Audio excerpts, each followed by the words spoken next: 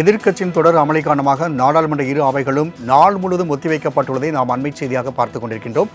மேலும் கூடுதல் விவரம் சிறப்பு செய்தியாளர் ஜீவபாரதி வழங்க கேட்கலாம். ஜீவபாரதி, தொடங்கிய நாள் முதலே இரு அவைகளும் ஒத்திவைக்கப்பட்டு வருகின்றன. இது குறித்தான கூடுதல் விவரங்கள்.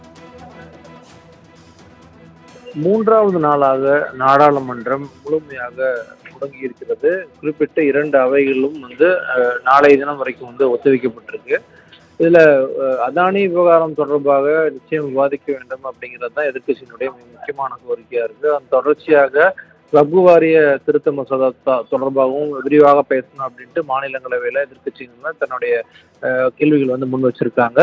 அதற்கு அடுத்ததாக தற்போது மக்களவையில் அந்த வக்ஃபு வாரிய திருத்த சட்ட மசோதா அது தொடர்பாக விரிவாக விவாதிக்கிறதுக்காக உருவாக்கப்பட்ட ஜேபிசின்னு சொல்லப்படக்கூடிய அந்த கூட்டுக்குழுவினுடைய கால கெடுவானது மீண்டும் நீடிக்கப்பட்டிருக்கு. அதற்கான ஒரு ஒப்புதலையும் தற்போது மக்களவையில் வழங்கப்பட்டிருக்கு. ஜேபிசியினுடைய தலைவர் அந்த ஒப்புதல் தொடர்பான அந்த ஒரு தீர்மானத்தை முன்மொழிஞ்சாரு. அதற்கு முழுமையான ஆதரவு கொடுக்கப்பட்டதுக்கு பிறகாக 2025ஆம் ஆண்டு குறிப்பிட்ட பட்ஜெட் தொடரினுடைய கடைசி நாள் இந்த ஜேபிசியினுடைய அறிக்கையானது தாக்கல் செய்யப்படும் அப்படிங்கிற அந்த ஒரு விஷயமானது தற்போது தாக்கல் செய்யப்பட்டிருக்கு. அதற்கு தற்போது ஒப்புதலும் வழங்கப்பட்டிருக்கு. ராமகுமார்.